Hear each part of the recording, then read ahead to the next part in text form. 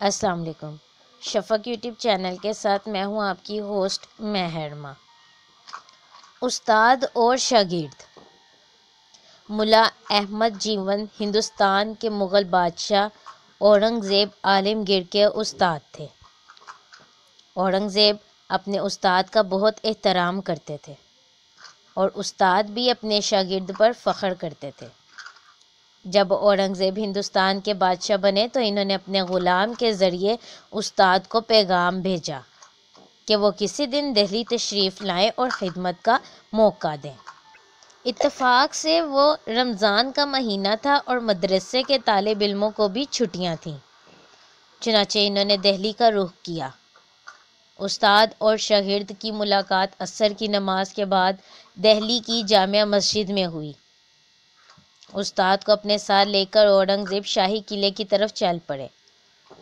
رمضان کا سارا مہینہ اورنگزیب اور استاد نے اکٹھے گزارا۔ عید کی نماز اکٹھے ادا کرنے کے بعد ملا جیون نے واپسی کا ارادہ ظاہر کیا۔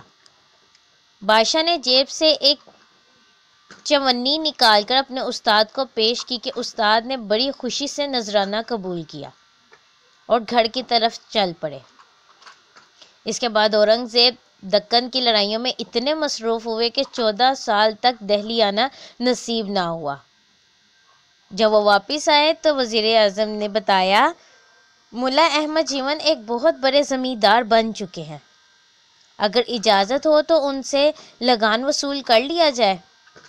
یہ سن کر اورنگزیب حیران رہ گئے کہ ایک غریب استاد کس طرح زمیندار بن سکتا ہے۔ انہوں نے استاد کو ایک خط لکھا اور ملنے کی خواہش ظاہر کی۔ ملا احمد جیون پہلے کی طرح رمضان کے مہینے میں تشریف لائے۔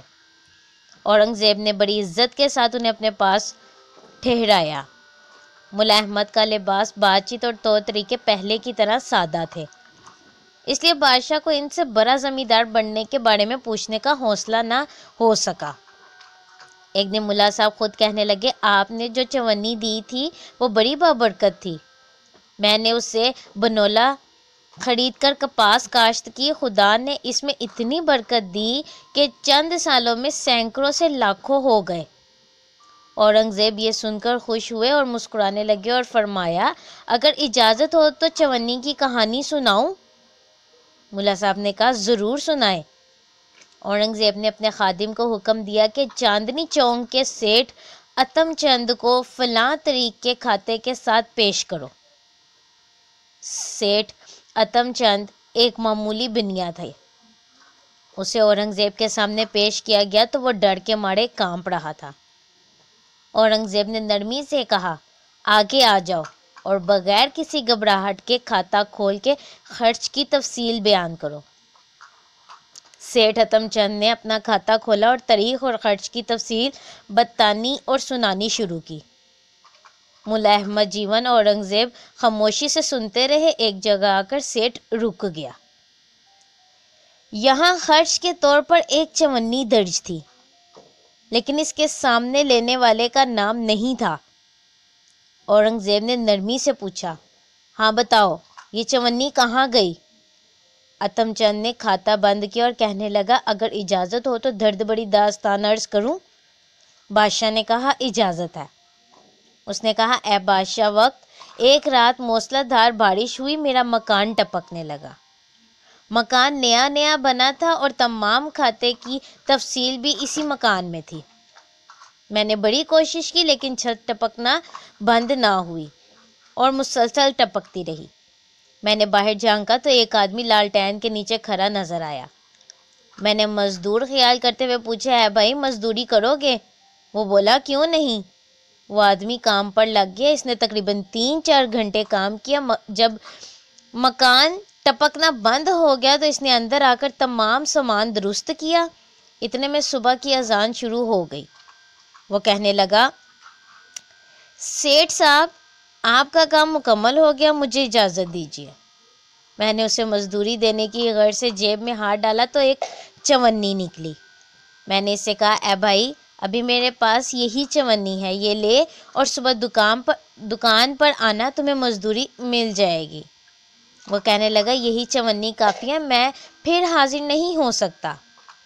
میں نے اور میری بیوی نے اس کی بہت منتیں کی لیکن وہ نہ مانا اور کہنے لگا دیتے ہو تو یہ چونی دے دو ورنہ رہنے دو۔ میں نے مجبور ہو کر چونی دے دی اور وہ لے کر چلا گیا، اور اس کے بعد سے آج تک وہ نہ مل سکا۔ آج اس بات کو 15 برس بیت گئے۔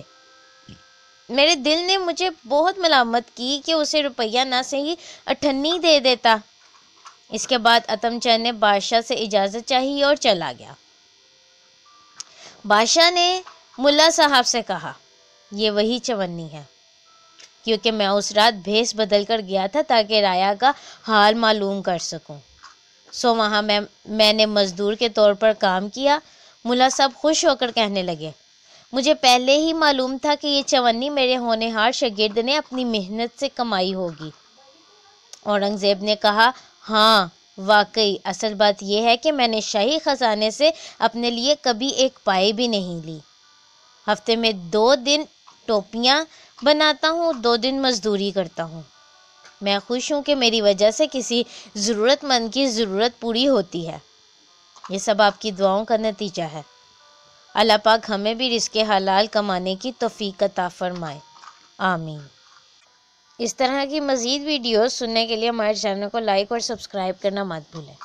شکریہ۔